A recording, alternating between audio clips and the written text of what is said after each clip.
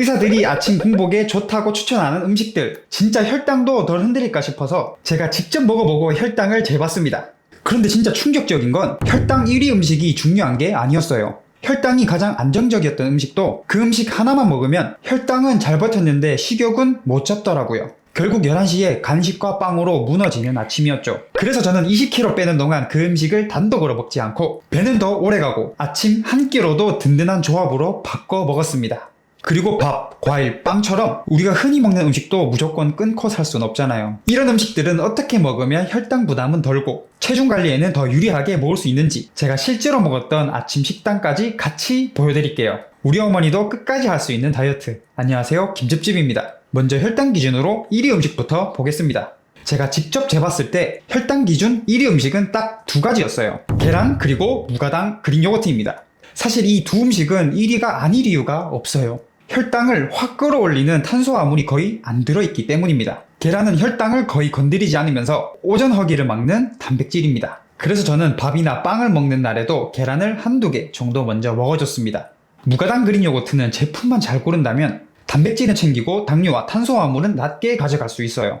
또한 사과, 블루베리, 오트밀 같은 재료와 같이 먹어도 혈당 부담은 크게 늘지 않고 아침 한 끼를 완성하기 좋았습니다. 계란은 허기를 막는 단백질, 그릭 요거트는 식이섬유를 붙이기 좋은 단백질입니다. 그런데 계란이나 요거트를 먹어도 오전에 빵이나 과자가 계속 당긴다면 아침 하나를 잘못 고른 게 아닐 수도 있어요. 혈당은 괜찮은데 왜 자꾸 배가 고프고 왜 결국 간식으로 무너지느냐? 배고픔을 만드는 쪽은 따로 있기 때문입니다.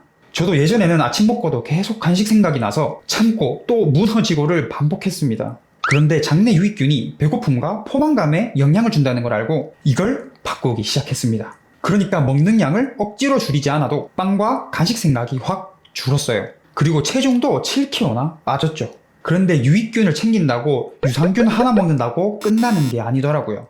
유익균이 실제로 늘고 배고픔 신호가 달라지게 만드는 방법은 따로 있었습니다. 아침 먹고도 매일 11시에 무너지는 분들은 고정 댓글에 있는 살 안 찌는 체질 영상 한번 꼭 시청해보세요.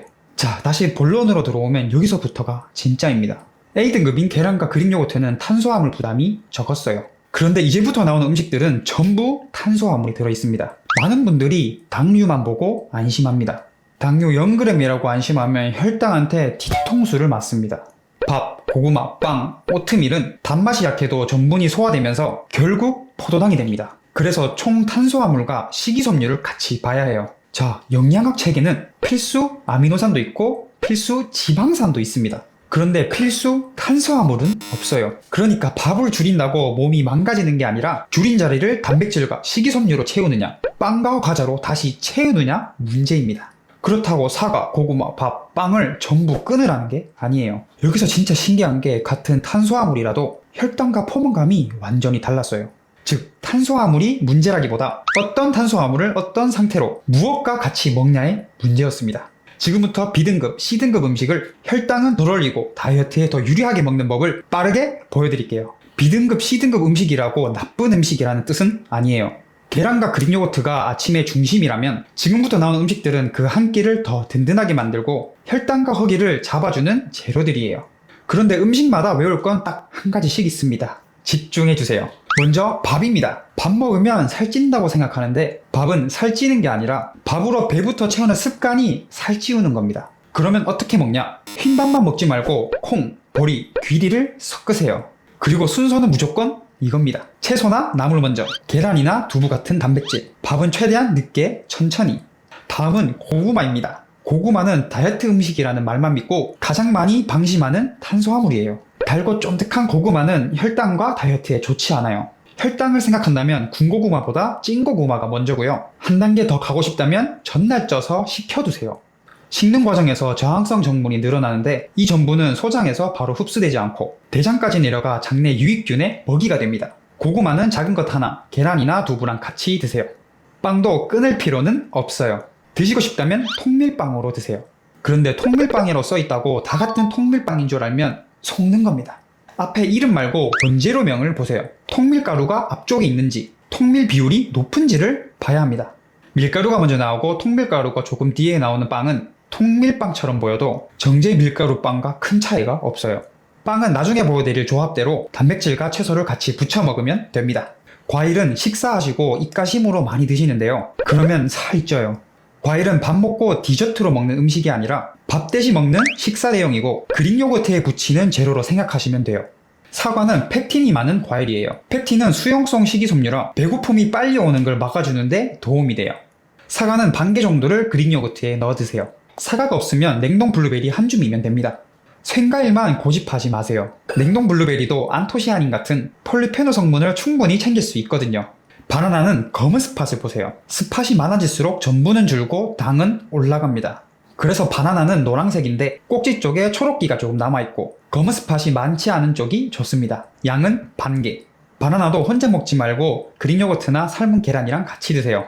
그리고 아침부터 허기가 심한 날은 그릭 요거트에 오트밀 2~3숟갈만 같이 넣어 드세요. 오트밀에 베타글루칸이 요거트를 간식이 아니라 한 끼로 바꿔줍니다. 계란이 질린다면 두부나 낫또로 바꾸시면 돼요. 견과류와 아보카도는 많이 먹는 음식이 아니라 포만감을 보완하는 음식입니다. 그리고 채소와 나물은 그냥 반찬이 아닙니다. 밥보다 먼저 먹는 혈당 브레이크예요. 여기까지 들으면 외울 게 정말 많아 보이죠? 그런데 사실 이 4가지만 기억하면 됩니다. 밥은 마지막, 고구마는 찌고 식히기, 빵은 원재료명 확인, 과일은 요거트에 붙이기. 아니 그래서 내일 아침에 뭐 먹지? 라고 고민 안 하셔도 됩니다. 진짜 딱 한 접시처럼 바로 따라할 수 있게 3가지 조합으로 묶어드릴게요. 첫 번째, 밥을 포기 못하는 아침입니다. 나물이나 채소, 계란 2개나 두부 반모, 콩, 보리, 귀리가 섞인 밥 반 공기 이렇게 드셔보세요.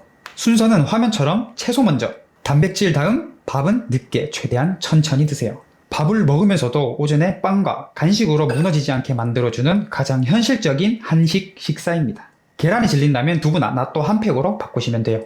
두 번째, 아침에 입맛이 없어서 빵이나 커피로 때우는 날, 무가당 그릭 요거트에 사과 반 개 또는 냉동 베리 한 줌, 여기에 견과류 5알에서 7알, 아침부터 배가 많이 고픈 날만 오트밀 2~3숟갈 추가해주세요. 이 조합은 요거트를 간식으로 끝내는 게 아니라 아침 한 끼로 바꿔주는 조합입니다. 다만 달달한 시리얼, 말린 과일까지 넣기 시작하면 완전히 다른 음식이 됩니다. 조심하세요. 세 번째, 고구마나 빵 때문에 다이어트가 자꾸 무너진다면, 고구마가 먹고 싶다면 작은 찐고구마 하나, 가능하면 전날 쪄서 식힌 고구마에 삶은 계란 2개 또는 두부 반모 정도를 같이 드세요. 빵이 먹고 싶다면 통밀 비율이 높은 빵 한두 장으로 바꿔 드세요. 빵 위에는 계란, 아보카도, 채소를 같이 올려 드세요. 이 조합의 핵심은 고구마나 빵을 끊는 게 아닙니다. 고구마나 빵만 먹고 아침을 끝내는 게 아닌 거죠. 정리하면 이겁니다.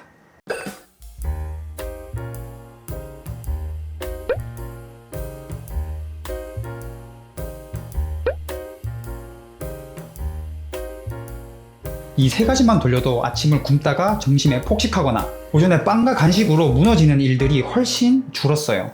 그런데 여기서 마지막으로 딱 한 가지만 더 확인해야 될 게 있어요. 내가 먹는 아침이 진짜 나한테 맞는 아침인지 어떻게 확인하냐입니다. 그 기준은 어렵지 않아요. 오전 11시만 보면 돼요. 아침을 먹었는데 10시, 11시만 되면 빵이나 과자가 미친듯이 당긴다? 그건 내 의지가 약해서가 아닙니다. 내 아침에 단백질이 부족했거나 식이섬유가 부족했거나 탄수화물이 너무 빨리 들어왔다는 신호일 수 있어요. 반대로 오전까지 든든하고 간식 생각이 덜 나고 점심에 폭식하지 않는다. 그러면 내 아침은 제대로 먹은 겁니다. 그래도 매일 오전 11시에 자꾸 빵과 간식으로 무너진다면 아침 메뉴 하나의 문제가 아니라 배고픔 신호 자체를 바꿔야 할 수도 있습니다. 저는 장내 유익균을 관리하는 방식을 바꾸고 간식 생각이 줄면서 체중은 7kg나 빠졌습니다. 유산균 하나 먹는다고 끝나는 이야기가 아니었어요.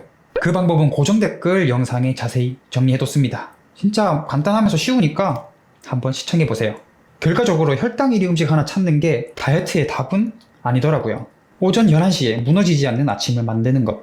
그게 혈당을 덜 흔들고 간식 생각을 줄이고 체중 관리까지 오래 가게 만드는 아침이었습니다. 오늘은 여기까지입니다. 참아서 빼지 말고 덜 배고픈 몸으로 빼세요. 우리 어머니도 끝까지 할 수 있는 다이어트 정보가 더 궁금하다면 구독과 좋아요 제발 부탁드립니다. 김집집이었습니다.